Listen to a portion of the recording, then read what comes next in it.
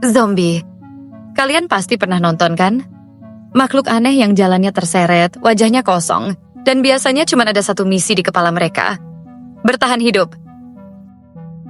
Zombie sering banget muncul di film-film, dari yang horor sampai action, semua pernah menjual kisah seram mereka. Tapi, tunggu dulu. Gimana kalau gue bilang, sekarang ada tempat di dunia nyata yang disebut sebagai kota zombie? Serem ya? Yap, ini bukan di film. Philadelphia, Amerika Serikat, punya satu wilayah yang disebut-sebut sebagai kota zombie. Penasaran? Yuk, kita kulik.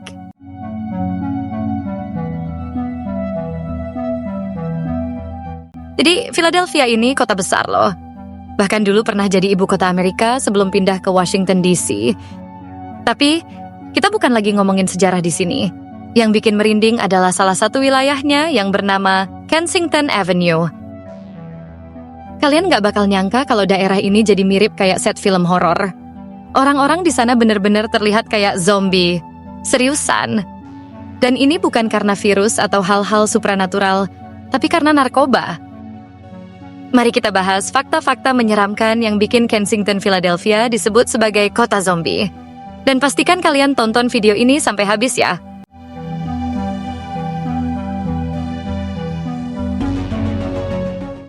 Pertama-tama, kalian pasti penasaran, kenapa sih banyak orang di sini berperilaku aneh kayak zombie? Jawabannya simple tapi bikin miris. Narkoba. Tepatnya di kawasan Kensington, sebuah narkoba jenis baru yang disebut xylazine. Atau lebih dikenal dengan nama Treng sedang merajalela. Kalian mungkin bertanya, apa itu Treng? Nah, ini yang bikin kaget. Treng sebenarnya adalah obat bius buat kuda. Tapi di sini, Treng nggak digunakan buat kuda, melainkan disalahgunakan manusia. Dan yang bikin lebih parah, Treng dicampur dengan fentanyl, narkoba opioid yang super kuat. Campuran berbahaya ini bukan cuma bikin orang teler biasa, tapi mereka bisa jatuh, membungkuk, dan bergerak lambat kayak zombie. Di sepanjang jalanan Kensington, kalian bisa lihat sendiri. Mereka duduk terkulai, tubuhnya lemas, bahkan nggak bisa berdiri tegak. Bukan karena mereka malas atau sengaja, tapi tubuh mereka udah kalah melawan efek narkoba yang kuat banget ini. Efek dari Treng bikin mereka kayak nggak sadar akan dunia di sekitar, bahkan melukai diri mereka sendiri tanpa sadar, karena Treng juga bikin luka-luka pada tubuh susah sembuh. Ngilu kan? Tapi itu belum semua. Mari kita lanjut ke fakta kedua.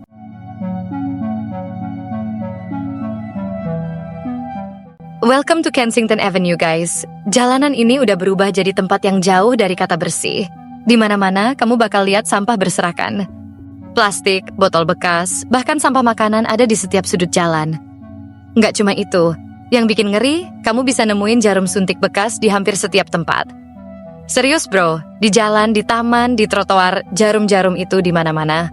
Dan yang bikin hati kita miris, lihat aja kondisi para pecandu yang hidup di sini.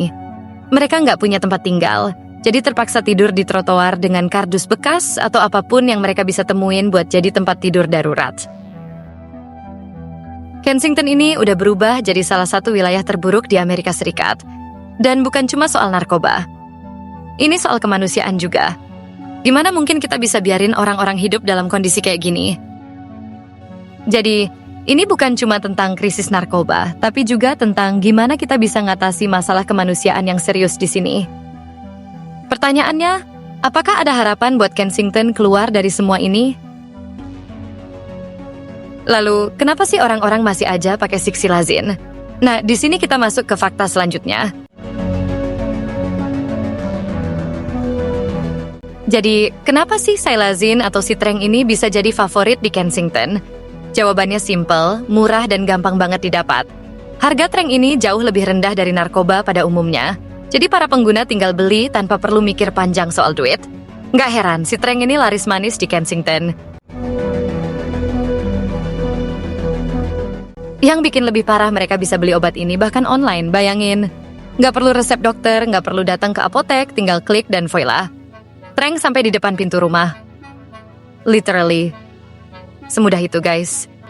Gimana nggak bikin was-was coba? Narkoba yang tadinya buat hewan sekarang bisa nyampe ke tangan siapa aja. Makanya, penyebaran silazine di sini udah nggak bisa dikontrol lagi. Kondisi ini bikin krisis di Kensington makin parah, karena siapa aja bisa dapetin narkoba ini dengan gampang. Ini bener-bener kayak bom waktu, dan pertanyaannya, siapa yang bisa menghentikan sebelum semuanya makin kacau? Dan, fakta keempat ini yang paling bikin hati tercabik-cabik. Philadelphia lagi dalam krisis besar. Bukan main-main, ini beneran serius. Di sini, krisis opioid udah kayak bencana yang nggak ada ujungnya.